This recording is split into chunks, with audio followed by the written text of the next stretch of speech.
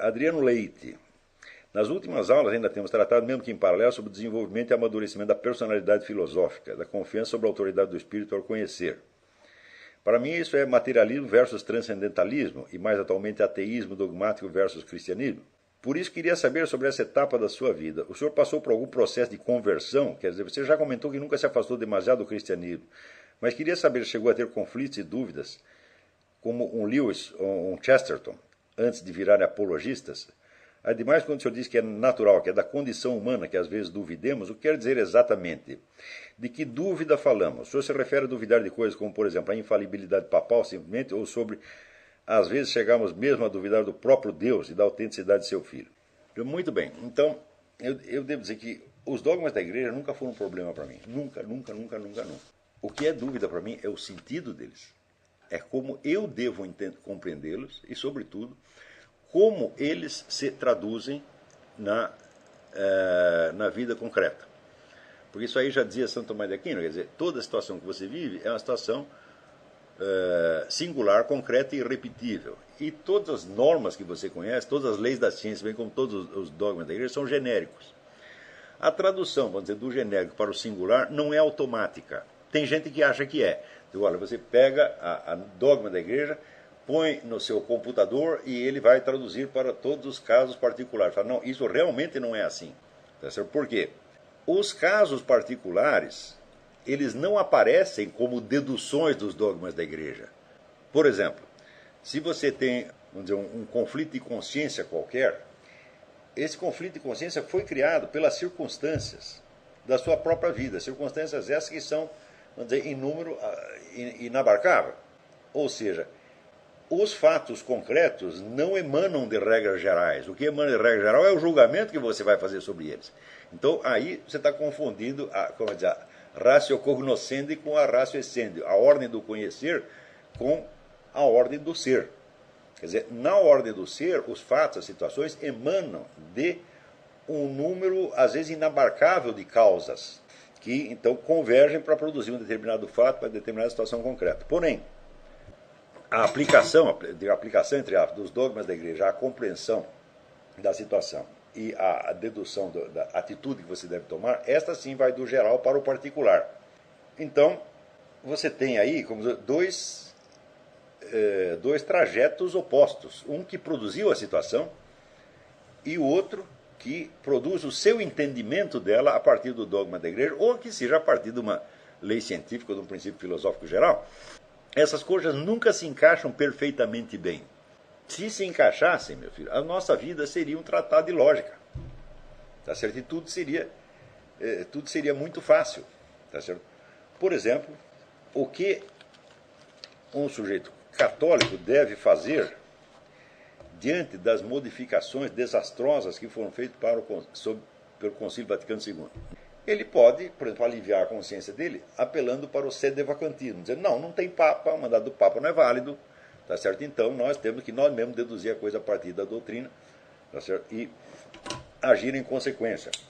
Vocês acham que isso é assim, é tão lógico, é tão tranquilo como parece? Não. Quer dizer, por exemplo, eu leio muitas coisas esse monge Michael Diamond, e ele aponta muitas heresias, entre aspas, nos escritos, nas falas de João Paulo II, Bento XVI, Paulo VI, etc. E eu vejo que em alguns casos ele parece ter muita razão, tá certo? Porém, em nenhum único caso que eu encontrei, havia uma heresia no sentido formal. Havia, como se diz, algo que pode ser interpretado em sentido herético. E para saber se a coisa é formalmente herética ou não, eu teria que recolocar aquilo dentro de cada escrito e julgar se o efeito total foi premeditadamente herético ou não. Eu digo, mas isso é trabalho para 10 vidas. Eu não posso concluir isso aí. Não dá para fazer. Então a resposta é não sei. E quando você não sabe, então nós temos o problema. Sim, nós temos que seguir os mandamentos da igreja. Mas seguir os mandamentos no sentido geral é uma coisa. Identificá-los na vida todos os dias e para todas as situações é outro problema completamente diferente. Então, desde há muito tempo, mas muito tempo, eu me coloquei a seguinte proposta. Claro, eu vou tomar os dogmas da igreja como algo, como um conjunto de normas dos quais eu devo me aproximar. Não modelando imediatamente a minha conduta externa por elas, porque em muitos casos eu não sei como fazer isso, porém, fazendo um esforço sério de internalizá-las e de enxergar as coisas como Deus quis nós as víssemos. Então, você tem que transformar você internamente primeiro e externamente depois. Este é o processo que leva uma vida. Tá certo? Porém, eu não conheço nenhuma outra atitude que possa ser verdadeiramente sincera e honesta. Quer dizer, você simplesmente abster-se de fazer certas coisas, é claro que não é o suficiente. Quando você veja aqui, nos 10 mandamentos há uma série de mandamentos que são proibições. Não faça isso, não faça aquilo, não faça aquilo. Bom, isso aí parece relativamente fácil. Porém, não esqueçam o seguinte, que Jesus diz que tudo isso depende dos 2 primeiros mandamentos. E dos 2 primeiros mandamentos, nenhum é restritivo, nenhum é uma proibição. É um mandamento positivo. Faça determinada coisa. Ama a Deus sobre todas as coisas e ama teu próximo como a ti mesmo. Então significa que os outros 8 mandamentos devem ser interpretados em função desse. Então você tem 8 proibições, né, que são baseadas em 2 mandamentos positivos. Se você obedecer às 8 proibições, mas não for no espírito dos 2 primeiros, você errou tudo. Então faz também muito tempo que eu percebi isso. Falei, mas todo o problema é este. O que é amar a Deus sobre todas as coisas e o que é amar ao próximo como a mim mesmo. Então eu vou tentar descobrir isto e, na medida que eu vou descobrindo, isso vai se transformar naturalmente na minha conduta. Isso é o que eu posso fazer no curso de uma vida. Né? Eu não sei que outra coisa eu poderia fazer. Tá certo? Então, eu nunca passei por um processo de conversão, eu nem sei o que é isso. Eu não acredito que as nossas crenças pessoais, as nossas ideias pessoais tenham a mais mínima importância nesse aspecto. O sujeito diz, por exemplo, o que você diz, eu acredito em Deus, eu não acredito em Deus. Meu filho, isso é um produto do seu cérebro. Hã? Eu digo, isso traduz a percepção real que você está tendo da existência? Não necessariamente. E, na verdade, quase nunca. O que o seu cérebro diz é uma coisa, o que o seu coração sabe é outra completamente diferente. Hã? Então, nas aulas anteriores eu mostrei para você que se não existe pelo menos uma vaga consciência de imortalidade, tá certo? Você está fora desta coisa inteira. Tá certo? E quando as pessoas estão rezando, confessando seus pecados, etc., mas não estão colocadas na perspectiva de imortalidade, então realmente elas não sabem o que estão fazendo. O cérebro delas está produzindo uma série de raciocínios, uma série de decisões, etc., etc., mas o que se passa no coração delas pode ser outra coisa completamente diferente. E todo o nosso problema consiste exatamente em você começar a encarar as coisas não desde o ponto de vista dos produtos do seu cérebro, mas desde a realidade efetiva apreendida, vamos dizer, no coração. O coração é um símbolo do centro do ser, o verdadeiro centro perceptivo e decisório. Não aquilo que você pensa, mas aquilo que você sabe permanentemente. Aquilo que você sabe permanentemente é tão básico, tão fundamental, a atividade incessante do cérebro encobre aquilo. Então, na Bíblia está dito, Deus sonda os rins e corações. Não está dito, Ele sonda os cérebros. Então, Deus vai conversar com você não através de suas ideias, mas através das suas percepções reais, profundas e permanentes. Mas se nós mesmo não estamos conscientes dessas percepções reais, profundas e permanentes, então, meu filho, o que você acha ou deixa de achar não tem a mais mínima importância. Então o sujeito diz, olha, eu creio em Deus, ou eu não creio, eu sou ateu, eu sou isso, eu sou espiritualista, eu sou comunista, eu sou anarquista, eu sou budista, tudo isso aí é uma frescura cerebral apenas. Não é a verdadeira percepção que o indivíduo está tendo. Então, não adianta nada ficar discutindo a crença do outro, se essa crença é uma superficialidade cerebral que saiu da massa cinzenta dele num certo momento e vai desaparecer na outra. Isso é tudo perda de tempo. O nosso esforço é para nos instalar na verdadeira realidade, a realidade profunda e mais permanente, a mais, como é que se diz, decisiva que haja dentro de você. Então, o que interessa é dizer como eu estou percebendo as coisas realmente, não só neste momento, mas o que é que eu tenho visto desde criança. O que é que eu, no meu coração, nunca neguei, porque eu sei que está ali. Então, por exemplo, algum de vocês jamais duvidou que você fosse você mesmo? Digo, não sou eu sou o Zezinho. Eu digo, se você fizer isso, você vai ser internado. Da onde você tirou esta confiança inabalável na permanência do seu ser? Você pode averiguar, todas as suas sensações, elas não fundamentam isso. Toda a sua atividade cerebral não fundamenta isso. E se você investigar mais profundamente a estrutura da percepção, você vai ver que isso na realidade é impossível. Por exemplo, cada um de vocês está convencido de que você é uma individualidade única e insubstituível. Não pode trocar você por outro. Você sabe isso não só a respeito de você mesmo, como você sabe da sua namorada, do seu irmão, sua mãe, sua avó, sua tia, todo mundo. Né? Eu digo, onde está essa percepção de individualidade? Conceptualmente, não pode ser. Né? Para a razão, para o pensamento racional, só existem categorias genéricas. Então são os sentidos. Você está muito enganado. Né? Os sentidos, por si mesmos, eles só percebem qualidades gerais. Formas, sons, cores, medidas, gostos, etc, etc. Né? Você não percebe nada de singular. Eu digo, meu Deus do céu, mas se nós não pegamos a singularidade nem pela razão e nem pelos sentidos, da onde que nós a pegamos então? E, no entanto, é fácil você perceber que sem a percepção de singularidade, nós viveríamos no mundo da Lua. Nós estaríamos completamente perdidos no tempo e no espaço. Então, é forçoso reconhecer que por baixo da sua atividade racional e da sua atividade perceptiva, existe um conhecimento mais profundo e permanente que lhe dá a verdadeira realidade das coisas. E que se utiliza das sensações e da razão mais como um instrumento de comunicação do que como um instrumento de conhecimento. Então, esta consciência de individualidade profunda e permanente é o que eu me refiro como senso de imortalidade. E é por isso que eu digo que este é, vamos dizer, o princípio da filosofia. Você vê que em Sócrates e Platão, vamos dizer, a prioridade da consciência de alma imortal sobre tudo mais é a coisa mais óbvia do mundo. Então, tudo mais eles podem questionar, mas isto não. Por quê? Porque é ali que eles se instalam para poder questionar tudo mais. Né? Quem questiona o resto, eu digo, é a alma imortal. Está entendendo? Então, eu posso dizer que eu tinha esta percepção muito antes de que eu conseguisse, vamos dizer, transmutá-la em discurso, até para mim mesmo. Eu não tinha isso nem como discurso, nem como imagem, mas estava lá. Por quê? Porque isto é eu. Está entendendo? Então, quando muitas aulas atrás, eu falei da percepção de fato concreto, eu estou me referindo à mesma coisa. Ora, quem é que não sabe, vamos dizer, que um fato concreto só acontece num determinado momento do tempo e do espaço, é irrepetível, tá certo?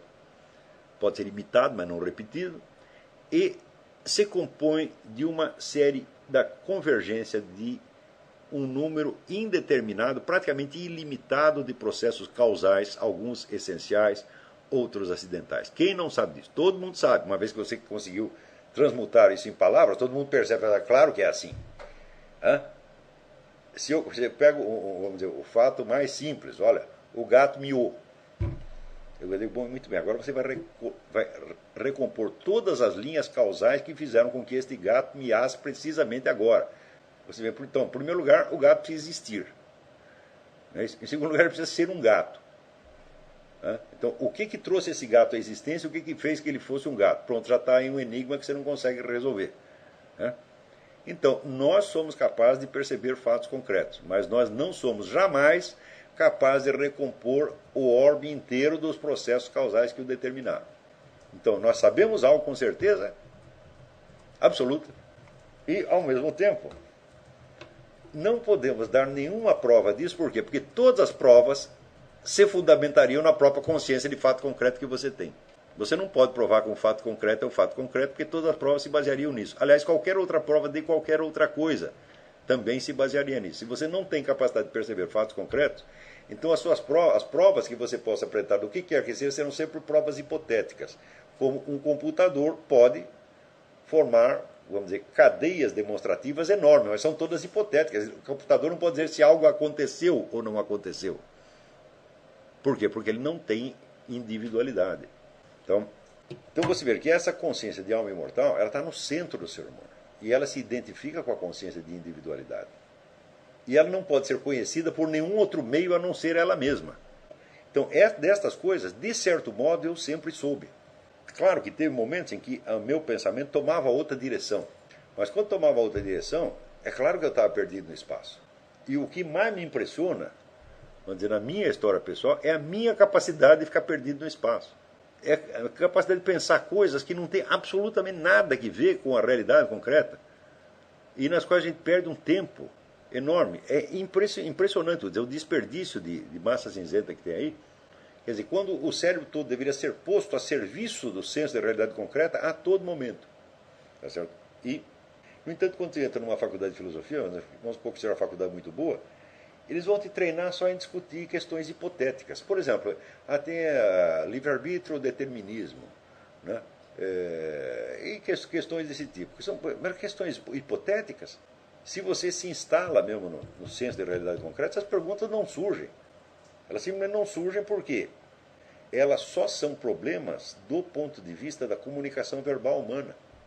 Então você está confiando, né, na sua capacidade falante, em vez de confiar naquilo que você sabe, que você está vendo e que você tem certeza absoluta. Tá certo? Então, desde logo, eu disse para vocês que a consciência de imortalidade traz imediatamente a consciência da falta de fundamento do seu ser. De por que eu existo. Né? Eu digo, da mesma maneira que você tem certeza absoluta da existência da sua individualidade, e não é pelo motivo que diz o Descartes, penso, logo existo. Não, para você chegar no penso, logo existo, você precisa ter a consciência disso antes. Tá certo? Então você vê que uma coisa que um conhecimento que vem investido de certeza absoluta, ele ao mesmo tempo vem desprovido de fundamento. Então você sabe que algo determinou, algo trouxe você a existir. Não adianta você querer fugir para vamos dizer, a explicação biológica da sua origem. Eu existo por causa do ADN, não. Isso aí é outra coisa. A partir do momento que você tem consciência de imortalidade, você sabe que você não é o seu corpo. Ademais, se você leu, como eu li, um número suficiente de depoimentos, não só sobre os casos de, vamos dizer, de relatos de pessoas que ressuscitaram, mas outros casos, inúmeros que vêm da parapsicologia, que já são bem antigos, você sabe que a imortalidade é um fato, não há mais o que discutir. Quer dizer, ela existe, ela não é uma tese, ela não é uma crença, ela é simplesmente algo que acontece, não importa o que você crê. Aliás, as explicações que você pode dar para isso, e as teorias que você pode construir em cima disso, são tão numerosas quanto as cabeças humanas. Mas o fato continua o mesmo. Então, se você entendeu que a imortalidade é um fato, que a imortalidade é a sua própria individualidade, que você não tem outra, né? Nem mesmo fisicamente você tem uma individualidade, porque o seu corpo está em contínua transmutação. Você entende que a sua imortalidade e individualidade não é uma coisa psíquica, porque o psíquico é cerebral e está em constante mutação. Você entende que se não houvesse uma consciência de imortalidade no centro de tudo isso, a sua própria autoimagem se esfacelaria e você seria uma personalidade múltipla, não nem personalidade múltipla, seria personalidade multitudinária. Você seria todas as pessoas e não seria capaz de saber quem é você quando você acorda na mesma cama onde você dormiu. Então, nós temos no centro de nós esse conhecimento miraculoso e, de certo modo, e quando o entendemos, percebemos que também é infalível. Né? Então, somos dotados de uma realidade, temos um ser, e o fundamento desse ser não está em nós. E temos um conhecimento inabalável e certo, e o fundamento dele também não está em nós. Então, imediatamente, então logo você percebe isso, aí você está falando com Deus. E você está falando na única posição possível na qual você pode falar com Deus, que é um sentido de gratidão infinita, infinita. E você, então, se transforma nessa gratidão. Você vê que, esta gratidão é o meu próprio ser. Eu sempre fui isto. Quando diz o céu e a terra celebram a glória de Deus, eu também estou celebrando aqui a glória de Deus o tempo todo. Quer o meu cérebro faça isso, quer não faça. Então você passa de uma existência meramente hipotética, mental e cerebral, para a existência real na qual você sempre esteve. E quando você descobre isso, tem um efeito imediato que isso tem para os estudantes de filosofia. Você para de tentar encontrar respostas para as perguntas filosóficas no seu raciocínio e você espera que a evidência apareça perante a sua alma imortal como um componente dela própria. Está entendendo? Por isso é que fazer muita pergunta idiotiza. Tem um ditado russo que diz: um só idiota pode fazer 60 vezes mais perguntas do que 60 sábios conseguiriam responder. Então, não se trata de fazer perguntas, trata de adotar uma atitude de aceitação, vamos dizer, de contemplação da realidade, da sua própria realidade e da realidade em torno. Vamos dizer, é esta transmutação que pode fazer do idiota um grande filósofo. Um grande filósofo não é um... Platão já dizia, um grande filósofo não é um pensador, ele é um amante do espetáculo da verdade. Aliás, teve até aquela discussão com o Paulo Giraldelli, né? Que dizia, não, os filósofos não são amantes de espetáculos. Daí eu mostrei o texto grego para ele, e mesmo assim continua teimando. Tá bom. Fui vencido. Quer dizer, a absoluta inépcia do adversário é invencível, então eu fui vencido. Ele não pode entender o texto, então o que mais posso fazer? Né? Então, isso é a mesma coisa que você chegar num país, lá dar uma nota de $100, mas o cara não sabe ler o número 100, pô, ele não vai aceitar os seus $100. Ele venceu a briga. O filósofo é um amante do espetáculo da verdade, é um contemplador. É contemplação mística? É contemplação mística mesmo. Deixa para o Wittgenstein. Isso aqui não é contemplação mística, isso aqui é simplesmente o espetáculo da verdade, o espetáculo do qual você faz parte. Né? E se eu conseguir pegar alguns dos meus alunos, pelo menos, e transmutá-los nisso, de maneira que eles parem de fazer perguntas enervantes para si mesmos, né? E aprendam a buscar de novo, e de novo, e de novo, e de novo, né? O verdadeiro senso de realidade, eu estarei satisfeito. Entendeu? Isso não quer dizer que eu saiba estar nesse estado de modo permanente, ao contrário, eu esqueço disso 20 vezes por dia. E por quê? Porque o cérebro é um negócio que não para. Tá certo?